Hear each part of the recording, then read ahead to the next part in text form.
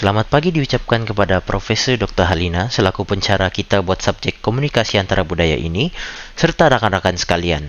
Nama saya Brian Lim Wee Kyong dan merupakan ketua kumpulan kami yang memilih tajuk 11 yaitu kajian isu semasa pandemik COVID-19.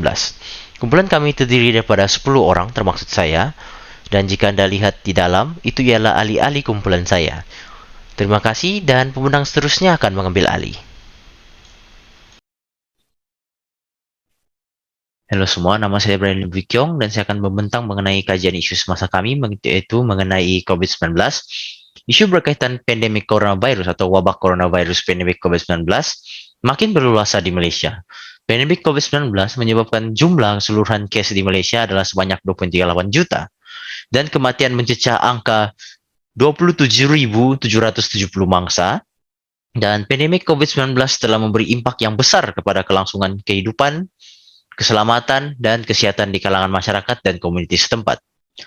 Menurut Kementerian Kesihatan, KKM, COVID-19 dapat dikategorikan dalam beberapa jenis, antaranya ialah Severe Acute Respiratory Syndrome Coronavirus, SARS, Middle East Respiratory Syndrome Related Coronavirus, MERS-CoV, dan juga yang baru ditemui di China yaitu Coronavirus 2019, COVID-19.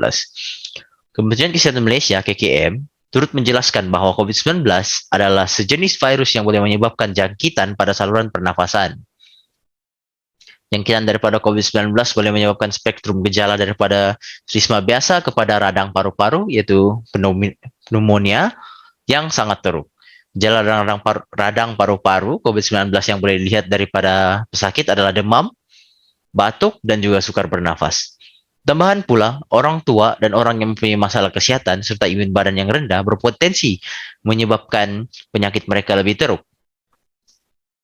Kawalan pergerakan yang dikuat kuasa dalam beberapa perkara bagi tujuan menjaga kesehatan masyarakat dan komunitas setempat perlu dibuat bagi membendung perebakan COVID-19 ini.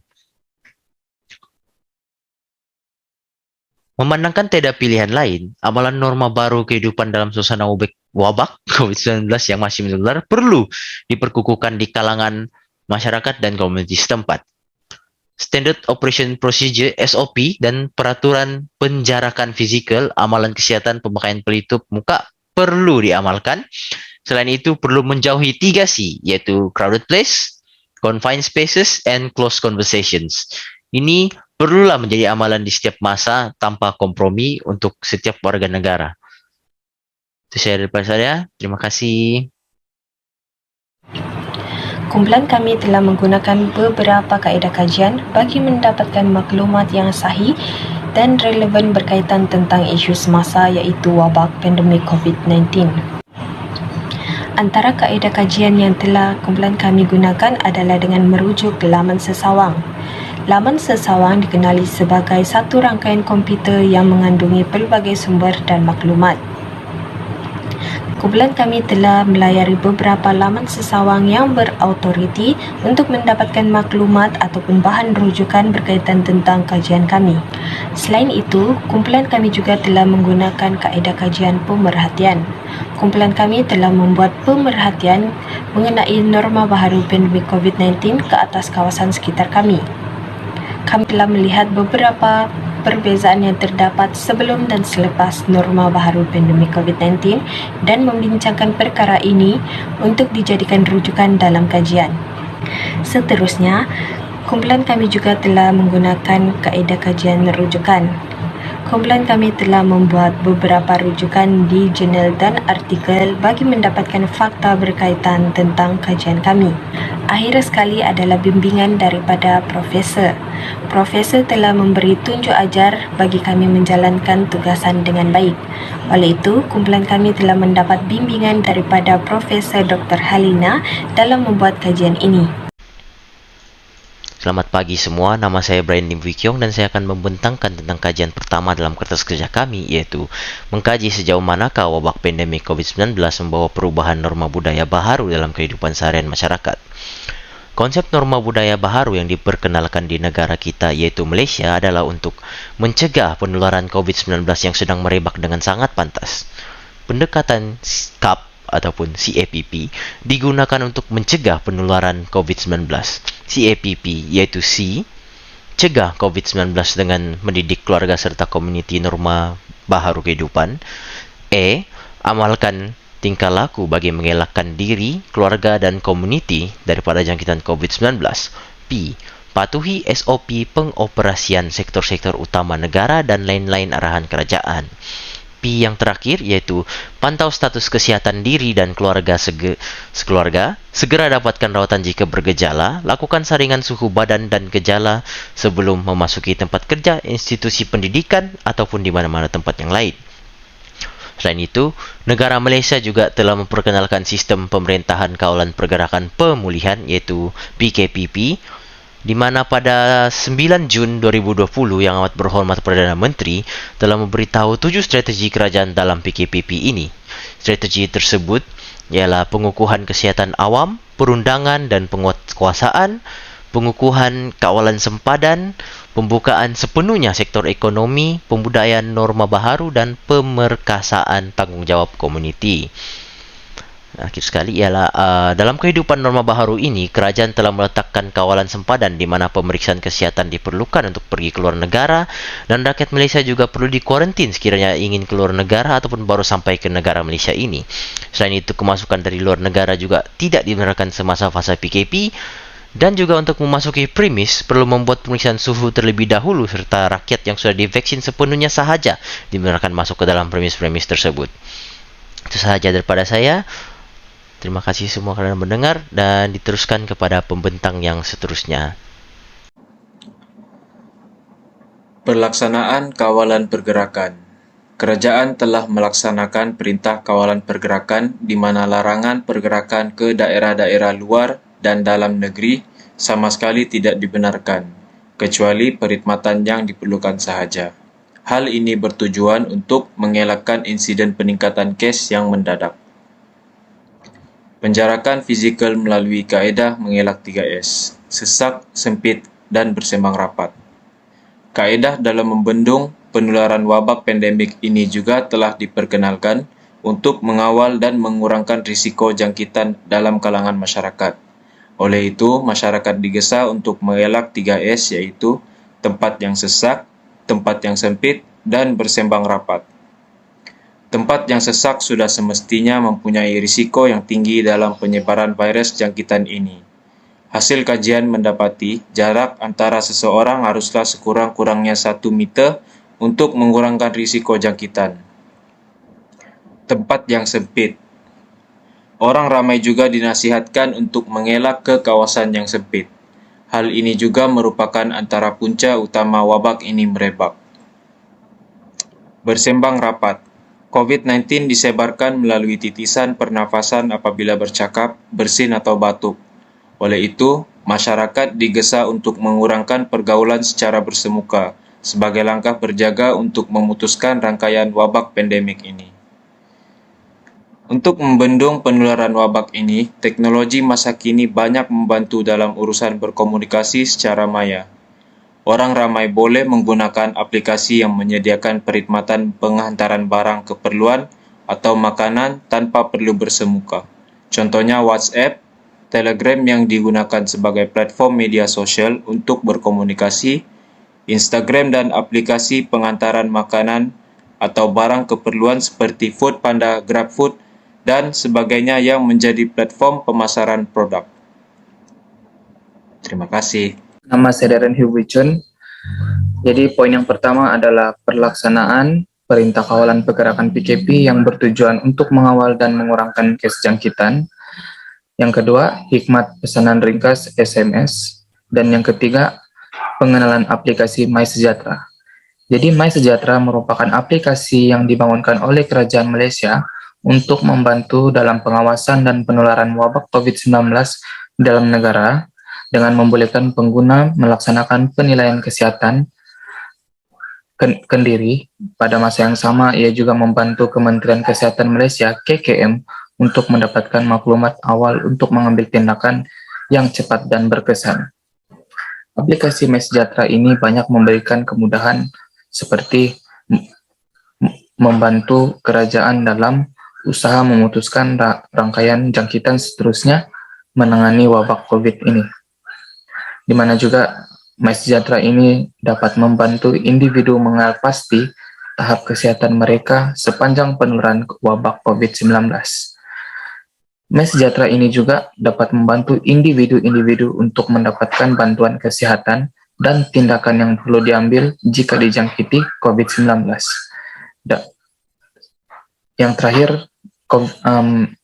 aplikasi ini juga dapat membantu individu untuk mengenal pasti hospital dan klinik yang terdekat untuk mendapatkan pemeriksaan dan rawatan COVID-19. Poin yang keempat, menghadkan jumlah penumpang dalam sebuah kendaraan, di mana peraturan ini dibuat untuk menghadkan jarak di antara sesama karena wabak ini sekiranya berdekat wabak ini akan dapat mengancam keselamatan dan juga akan menyebarkan lagi akan menguatkan lagi penularan wabak COVID-19 ini dan orang sekeliling akan mudah terkesan dan terkena dengan jangkitan wabak COVID-19 ini. Itu saja. Terima kasih. Salam sejahtera, saya akan membentangkan masalah-masalah komunikasi yang dihadapi oleh masyarakat akibat wabak pandemik COVID-19. Yang pertama ialah isu-isu penyebaran maklumat palsu yang semakin meningkat. Ini kerana setiap individu bebas untuk membuat penyebaran maklumat di platform media sosial tanpa mempunyai sebarang profesion seperti seorang wartawan. Mereka akan memuat naik maklumat tersebut tanpa mengetahui perkara maupun maklumat itu sahih atau tidak. Individu yang berpengaruh juga membentuk pendapat mereka secara terbuka melalui blog, Facebook, Twitter dan sebagainya. Ini kerana media sosial ialah faktor utama yang perlu dihadapi oleh masyarakat kerana penyebaran fitnah, pembohongan dan hasutan boleh memberi kesan kepada perpecahan masyarakat dalam menghadapi pandemik ini. Yang kedua ialah perubahan dalam cara berkomunikasi. Ini kerana masyarakat perlu menghadapi perubahan dalam berkomunikasi. Krisis pandemik COVID-19 dan Perintah Kawalan Pergerakan PKP yang dihadapi telah membawa peningkatan penggunaan komunikasi terkini seperti Google Meet, Webex, Zoom dan sebagainya. Tetapi, kegagalan menguasai teknologi akan mengakibatkan sistem penyampaian, perkongsian serta perbincangan maklumat kurang jelas. Ini juga akan menyebabkan masyarakat kurang pengetahuan tentang maklumat terkini maupun keadaan semasa. Yang ketiga ialah kaedah pembelajaran secara atas talian. Ini kerana pelbagai sektor telah tutup akibat pandemik COVID-19. Kaedah pembelajaran secara atas talian digunakan mempunyai beberapa cabaran. Yang utama ialah logistik dan organisasi disebabkan oleh kekurangan akses internet serta kemahiran para pensyarah. Ini kerana terdapat pensyarah yang mahu menggagalkan kaedah pembelajaran secara fizikal agar para pelajar lebih fokus terhadap pembelajaran mereka. Konflik lain yang timbul juga ialah kekurangan literasi digital, iaitu takut teknologi atau fobia komputer. Oleh itu, pembelajaran atas talian bukan perkara yang mudah untuk diadaptasikan serta-merta. Saya akan membentangkan hasil dapatan kajian kami yang kedua, yaitu mengkaji halangan atau kekangan mengenai masalah-masalah budaya yang dihadapi oleh masyarakat dalam menghadapi norma baru akibat daripada wabak pandemik COVID-19. Pertama sekali, masyarakat perlu memakai pelitup muka apabila keluar daripada kawasan perumahan mereka. Bukan itu sahaja, mereka perlu sentiasa mengamalkan penjarakan diri kerana virus ini dapat menjangkiti orang lain sekiranya mereka tidak berbuat sedemikian. Oleh itu, mereka harus sentiasa memakai pelitup muka dan jarakkan diri sebanyak 1 meter. Seterusnya, masyarakat perlu mengurangkan pergerakan atau aktiviti mereka. Sebagai contoh, hanya digalakkan untuk keluar daripada rumah jika diperlukan sahaja. Selain daripada itu, masyarakat tidak dibenarkan melakukan aktiviti-aktiviti ziarah-menziarahi secara beramai-ramai. Kerana ini dapat meningkatkan jumlah kes harian di negeri mereka. Isu yang ketiga adalah pelaksanaan PKP. PKP akan dilanjutkan atau dilaksanakan sekiranya jumlah kes harian bertambah dengan lebih banyak. Oleh itu, masyarakat perlu sentiasa membiasakan diri sekiranya PKP ini dilaksanakan. Itu saja daripada saya. Sekian, terima kasih. Baiklah, saya Hasnima binti Buang, BA 21110034 akan meneruskan pembentangan bagi objektif ketiga iaitu mengkaji mekanisme atau strategi yang diaplikasi oleh masyarakat untuk mengatasi isu-isu atau fenomena dalam menghadapi norma budaya baharu akibat daripada wabak pandemik COVID-19. Pertama sekali adalah pematuhan dasar bekerja dari rumah BDR ataupun lebih dikenali sebagai Work From Home WFH. Sejak permulaan pandemik ini, syarikat-syarikat besar maupun syarikat kecil telah melaksanakan alternatif bekerja dari rumah. Ini berikutan daripada arahan pihak kerajaan untuk mengelakkan daripada berlakunya kesesakan dalam pejabat semasa waktu bekerja. Antara kumpulan yang terlibat adalah kumpulan pengurusan dan penyeliaan, perekonomian, pentadbiran, kewangan dan teknologi maklumat dan komunikasi ICT. Kerajaan turut menjelaskan bahawa hanya 10% kumpulan pengurusan dan penyeliaan dibenarkan untuk berada di pejabat selama 4 jam dan 3 kali seminggu sahaja. Yang kedua adalah pematuhan kepada Perintah Kawalan Pergerakan PKP. PKP telah dilaksanakan secara holistik sejak 18 Mac 2020. Tujuannya adalah untuk mengurangkan aktiviti sosial yang melibatkan jumlah orang yang ramai dan digalakkan untuk berada di rumah. Aktiviti seperti merentas negara pada ketika itu telah ditangguhkan untuk sementara waktu bagi memastikan rantaian COVID-19 dapat diputuskan dengan segera dan secara efektif. Kesan daripada ini juga, Standard Operating Procedure SOP turut diperkenalkan dan setiap rakyat diwajibkan untuk membiasakan diri untuk hidup dalam norma baru. Yang ketiga adalah pelaksanaan inisiatif belajar atas talian untuk semua belajar. Sejak bermulanya pandemik ini, pelajar dan tenaga pengajar telah diarahkan untuk menjalankan sesi pengajaran dan pembelajaran di rumah PDPR. Pelajar dan tenaga pengajar harus belajar untuk menyesuaikan diri dengan penggunaan teknologi dan aplikasi baharu untuk tujuan PDPR. Antara contoh aplikasi yang sering digunakan dalam usaha pengajaran atas talian adalah seperti aplikasi Google Meet, Microsoft Teams, Zoom dan sebagainya. Pihak universiti telah berusaha untuk menyokong sistem belajar atas talian ini dengan membangunkan sistem atau aplikasi kehadiran pelajar untuk memudahkan urusan pengajaran dan pembelajaran. Seterusnya yaitu vaksinasi. Setiap rakyat yang layak menerima vaksin akan divaksin. Ini memastikan imunisasi dalam badan setiap rakyat lebih kuat untuk melawan jangkitan. Seperti yang kita sedia maklum, mereka yang divaksin mempunyai risiko yang rendah apabila telah dijangkiti. Selain itu, pematuhan dalam pelaksanaan SOP. Terdapat beberapa peraturan yang dikeluarkan oleh kerajaan. Salah satunya adalah SOP. Hal ini supaya kes jangkitan COVID-19 dapat dibendung demi keselamatan sesama pihak. Salah satu cara yang digunakan yaitu melalui media sosial khususnya. Hal ini kerana masyarakat sekarang lebih banyak melayari internet berbanding menonton berita. Akhir sekali yaitu pemakaian pelitup muka. Pemakaian pelitup muka telah diwajibkan ketika kes jangkitan COVID-19 mula meningkat secara mendadak pada tahun 2020. Individu yang gagal mematuhi peraturan baru ini akan dihukum dalam bentuk wang ringgit sebagai contoh sebanyak 1,000 hingga mencapai 1,500. Memakai pelitup muka amatlah penting dalam memastikan usaha membendung penyebaran virus secara berleluasa berjaya. Selamat pagi, saya ucapkan kepada Dr. Helena dan rakan-rakan sekalian. Saya akan meneruskan pembentangan pada hari ini dengan strategi yang seterusnya iaitu vaksinasi. Suntikan vaksin dapat melindungi seseorang daripada terkena jangkitan virus COVID-19 dengan meningkatkan tahap imunisasi badan mereka. Mereka yang telah divaksin mempunyai kadar jangkitan yang lebih rendah jika dibandingkan dengan mereka yang belum divaksin. Oleh sebab itu, pemberian vaksin telah menimbulkan tekanan sosial di mana pertambahan masyarakat yang menerima dan mempercayai keberkesanan vaksin ini telah membuka mata ramai pihak yang pada awalnya telah menolak suntikan vaksin. Berikutan kelonggaran syarat yang diberikan kepada setiap individu yang telah divaksinasi, sama ada telah lengkap 1 dos ataupun 2 dos, telah mempengaruhi lagi lebih ramai pihak untuk menerima suntikan vaksin. Antara contoh kelonggaran syarat yang telah diberikan kepada golongan yang sudah lengkap 2 dos vaksin ialah kebenaran untuk makan di luar ataupun dine-in di restoran dan kebenaran untuk merentas negeri. Strategi seterusnya yang diaplikasikan oleh masyarakat ialah pematuhan dalam pelaksanaan Standard Operating Procedure ataupun SOP.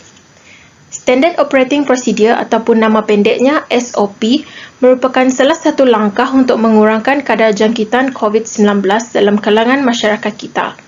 Sosial media yang semakin aktif menyebarkan segala informasi telah membantu dalam meningkatkan kesedaran pihak masyarakat dalam pengamalan Standard Operating Procedure ataupun SOP dalam kehidupan seharian mereka.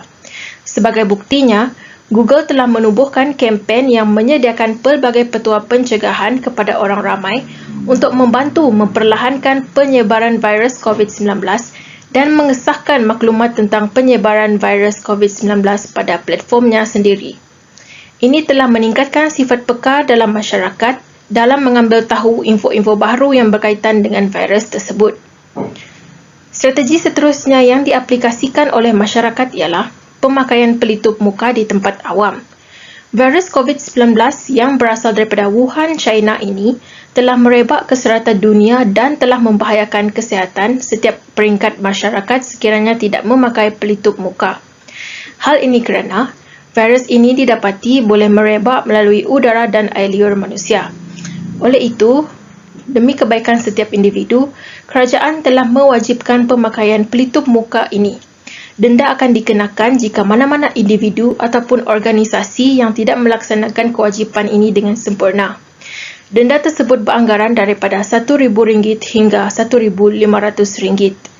Walaupun pemakaian pelitup muka ini telah menjejaskan keberkesanan komunikasi antara manusia, namun ia adalah hal yang harus dijalankan demi kebaikan sejagat. Itu saja daripada saya. Sekian, terima kasih.